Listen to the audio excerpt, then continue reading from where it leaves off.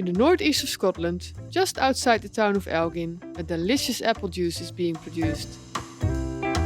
Elgin's Orchard apple juice, locally produced in Murray. In this film, we would like to take you on a journey through the seasons to show you what it takes to make this extraordinary apple juice. It all started in 2017, when Roy Matheson planted 3,000 apple trees on his land. Welcome to Elgin's Orchard. I'm Roy Matheson. The orchard lies on the south-facing slope. It's protected from the prevailing west wind by a birchwood. We planted around 15,000 mixed hardwood trees around the farm. I then decided it would be a nice idea to plant an orchard and produce apple juice. The trees are in dwarf rootstock, which restricts their growth, making harvesting easier.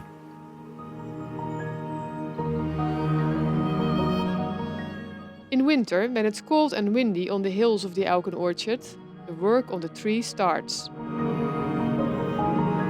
In January and February, we prune to maintain their height and allow the apples space to grow.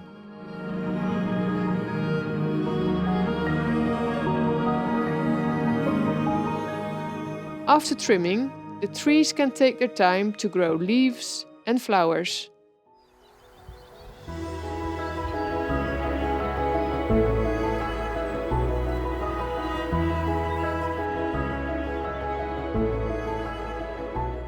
The buds form in the spring, bursting into blossom.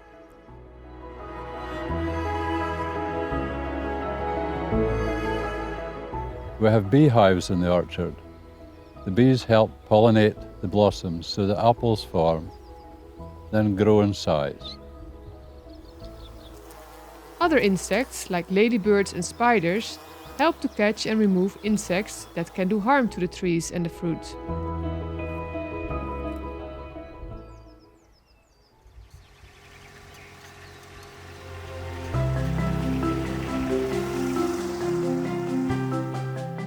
It is summertime, and during summer, most of the work is done by the trees themselves.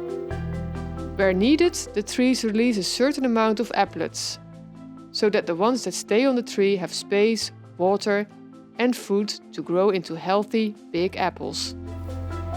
The dwarf trees are supported with wooden stakes.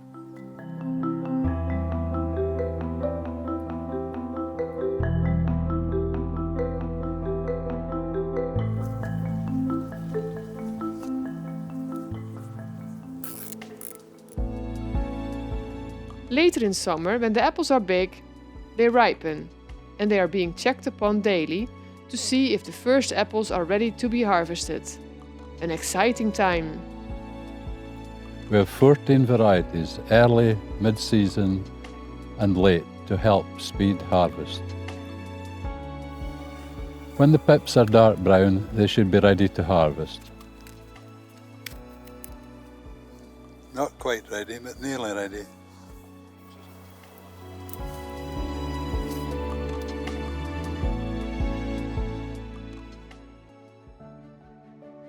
And then, at the end of the summer, the big day is there. The start of the harvest, the busiest time of the year. Apple picking is done by hand, so we need as many helpers as we can get.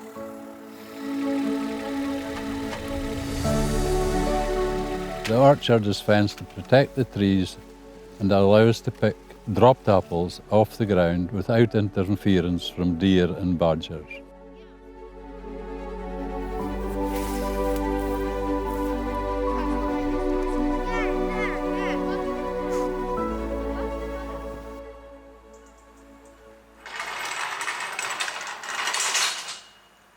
Only 100 yards from the orchard, the many picked apples are waiting to be pressed, pasteurized and bottled.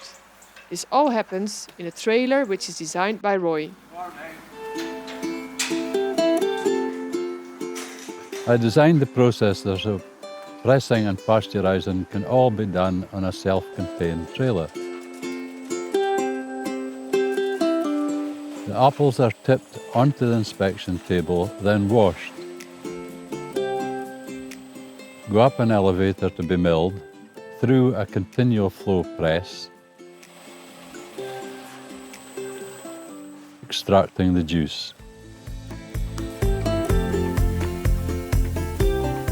Then piped to a holding tank ready to be pasteurised at 83.5 degrees.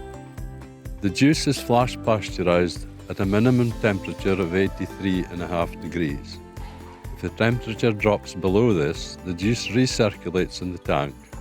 When the right temperature is reached again, the pasteuriser sends it to the bottling tank. This way, the juice is pasteurised in a safe way and it extends the shelf life. From the pasteuriser to the bottling tank, bottled, capped, and then laid into crates to cool prior to labelling. For weeks, the machine and the people are working from early morning until late afternoon to make sure that every apple is processed into juice. All bottles are labelled one by one before they are packed and transported to local shops in Murray and beyond. And this is how Elgin's orchard apple juice is made. A natural Scottish apple juice, pressed and pasteurized in Murray. Cheers!